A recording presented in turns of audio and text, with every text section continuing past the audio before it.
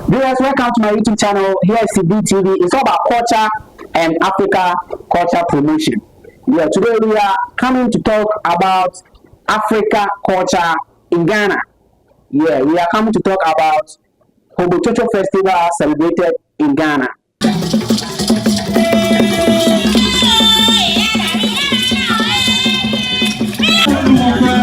And other contestants. But I couldn't shut down now. Let's clap for them. I appreciate them. The look so beautiful. And these are the faces of the beauty of the land of Ghana.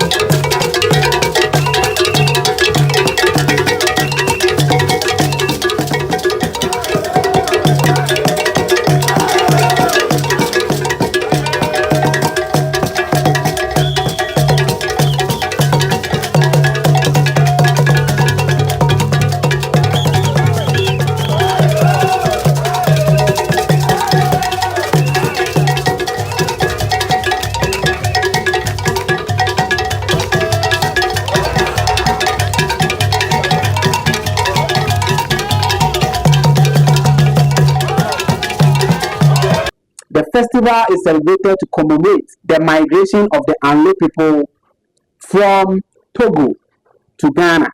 So the Ewa people were migrated from Togo to Ghana.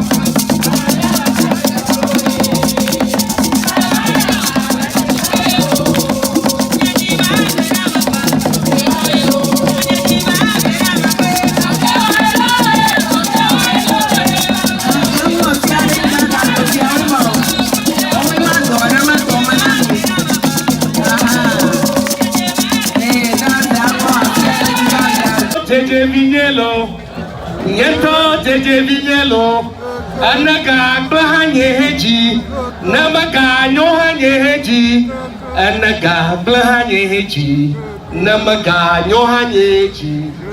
Maga favile zamanamo, maga favile zamanamo, no la kabela shiwonamo, cheje kinelo, nyeto cheje kinelo, namaga nyohanyeji, namaga bahanyeji, namaga nyohanyeji, namaga bahanyeji.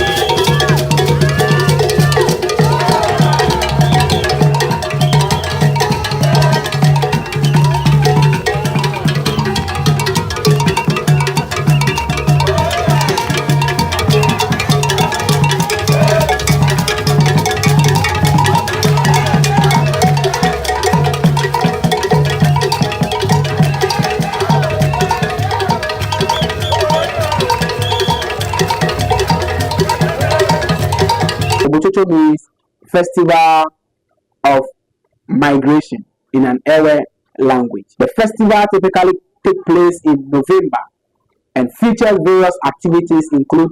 So these are some of the activities that goes on during the Hogbetsotso festival. So we have the traditional dance.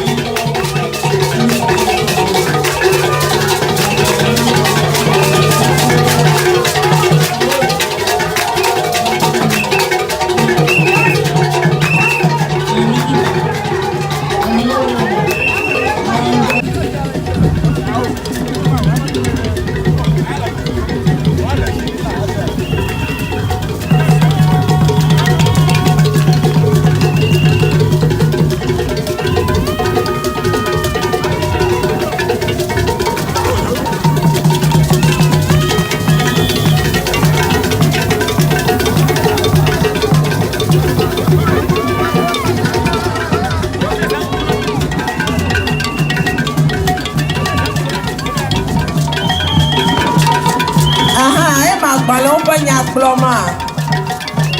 Yang review the name of Balanto. Name running to.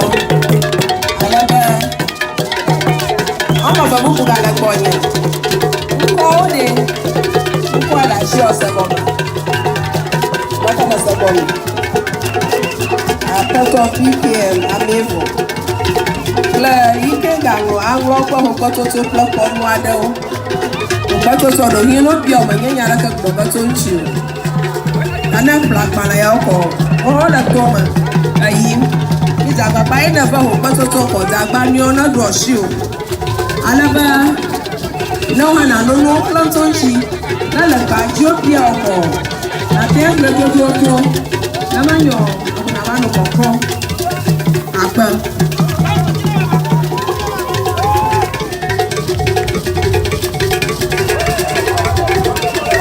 Cafe akpada da eji kuno be miara afora la bora la simi akpada mne abo on va uya abo ka do bonya abale danya akna fia ublena na nya aknovi afunu data to e korobo jitwe jaba Anglopa Hogbetsotso Komado Balamana Swashiko Abalamai Unyamado Yabatila Baba Jada Abadi Challenge Abba Pasna Kabala Yawe Tom Akami Kukudana Mayola Toma Bona Dogola Toma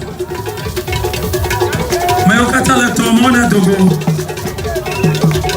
Zangbeto kominji la toma ba Monaco. Tokukuda de mamiti ba miaba de nono jipolao wa adefuna madeko. Nyanglo de miona na sajinto. Nyanglo ba sajio adatu. Ta mi de kukunami. Amo duko bato kontra me miela afia mila nya papa vito ke adana amo duko ala bra na mi papa vio anya bro amo duko ma nya papa vio mato afia miela banko via wole kota bana dako kura portoliano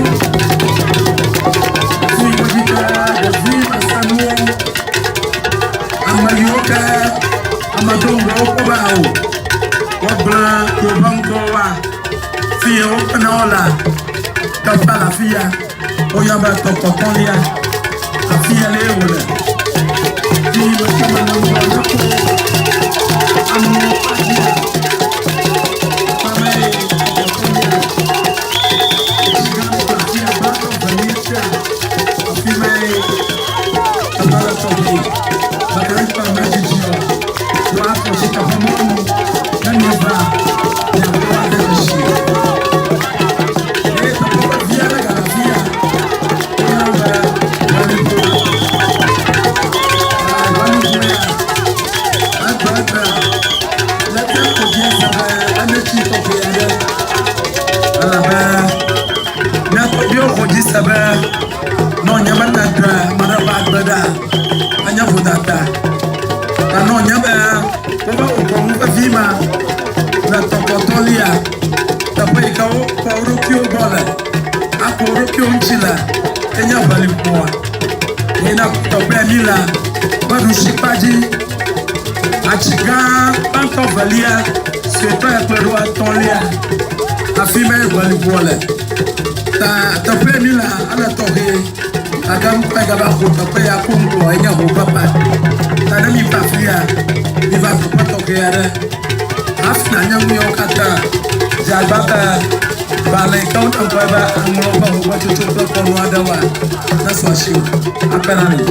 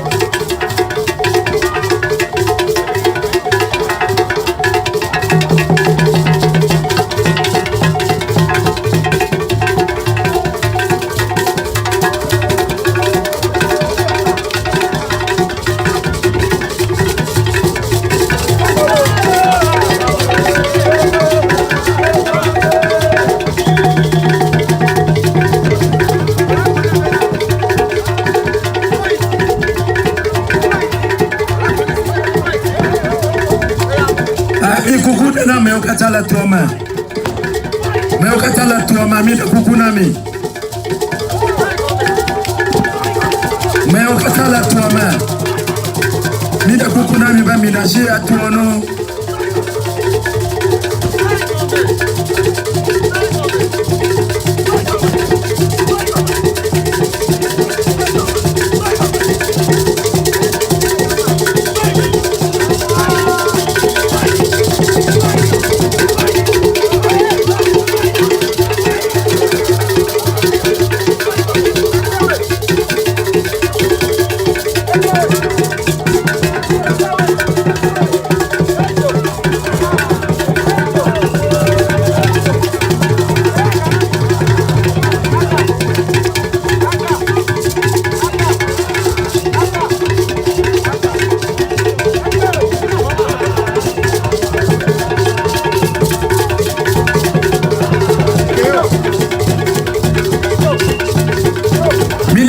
Sayram la toji ana ataramiano Sayram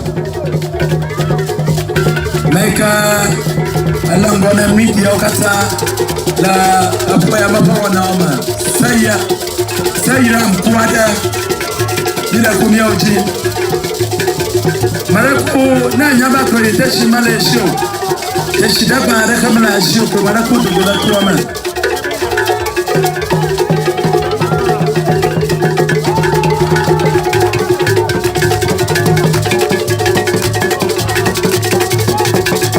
Zangbeto de titiba amayo aba woku ni womola.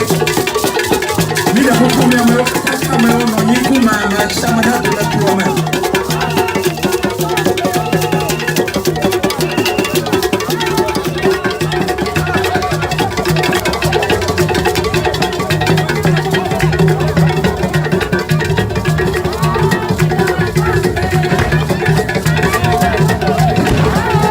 Sayam kuada nyapa pada dag bona klaba afiao marako wo toda shia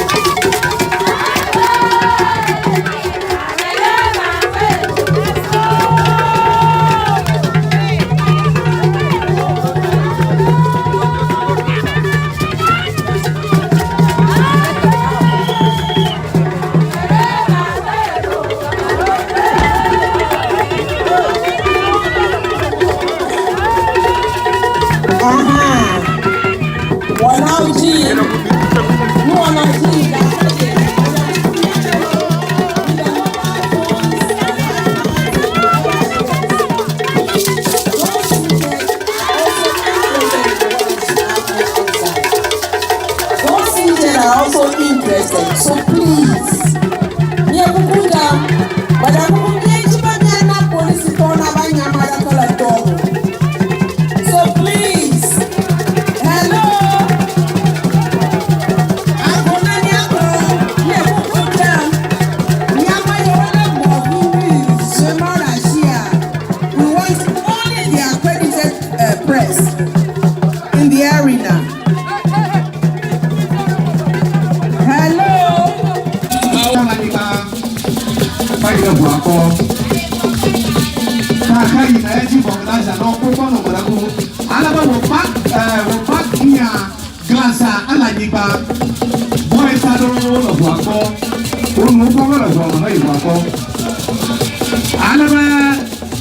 GT 7334 12 Baraku Ekenya Azaduka.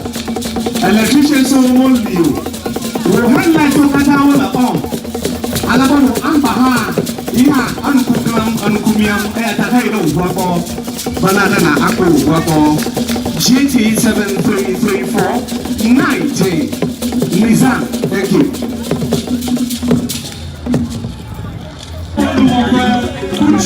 And other contestants. But I couldn't shut down now.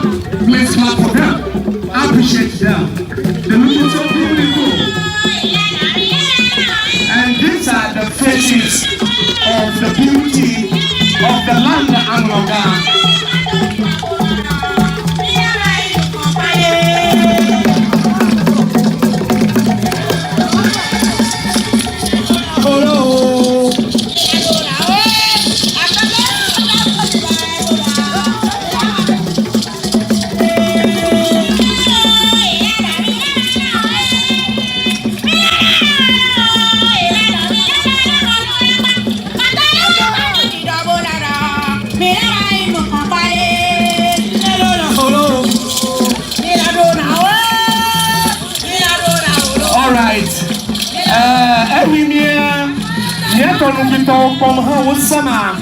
Mada kukuna bibia kuso kata bana awo America mangro nko kobiwa mle la le fifilai mro nko da balajina ko fifilai bana ngania adono semi.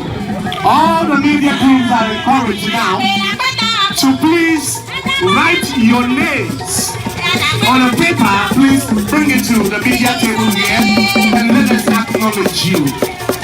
Please, all the media groups, kindly come write your name and let us acknowledge your presence. Thank you very much.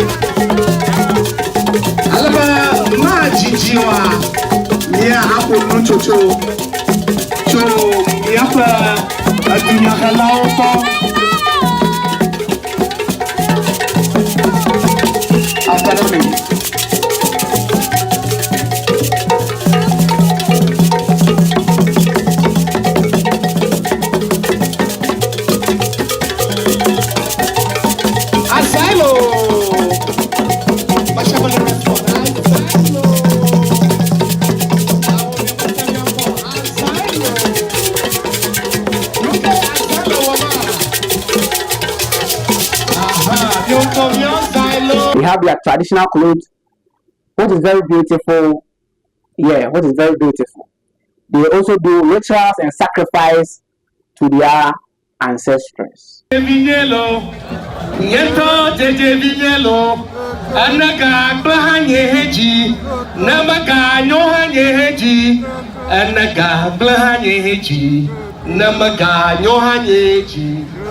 Maga fabile zamanamo, maga fabile zamanamo, no la kabela shiwonamo, jeje vinelo, yeto jeje vinelo, namaga nyohanyeji, namaga glanyeji, namaga nyohanyeji, namaga.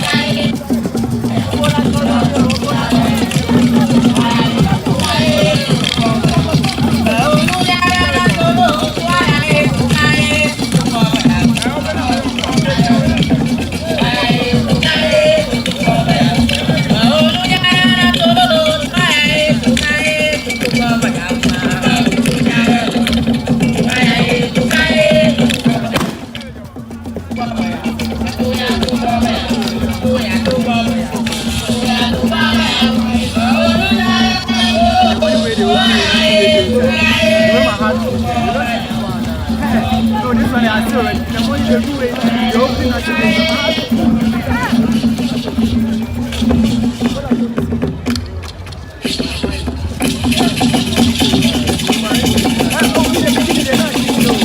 Maraku mataku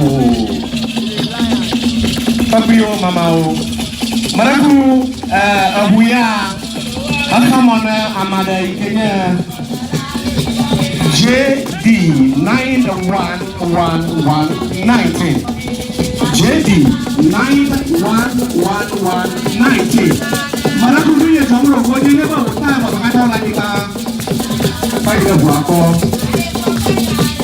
Kai na yaji bonglaza no ko no maraku alaba wo pak nya glasa ala niba boy sado no buako onu ko no no no buako alaba kana ba GT 7334 12 maraku akanya azaduka electrician so only wo hanna to kata wala on alaba no ambaha Ina anukumiam takai no wako banana na ako wako GT 7334 90 Nizam, thank you.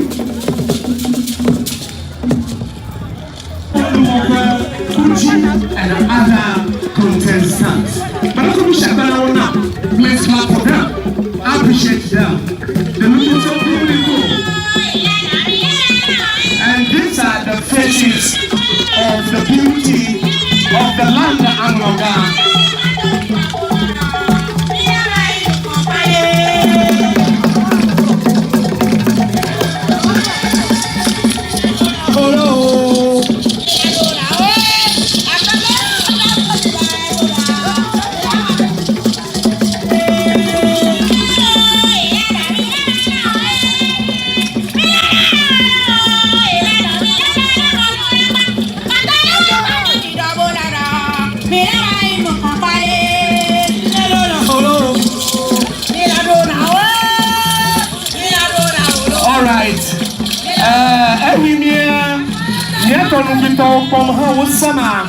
Mada kukuna bibia kumso kata bana awo America mangro nkoko biwa mle la le fifilai mro nkoda balaji na ko fifilai bana nania adono semi.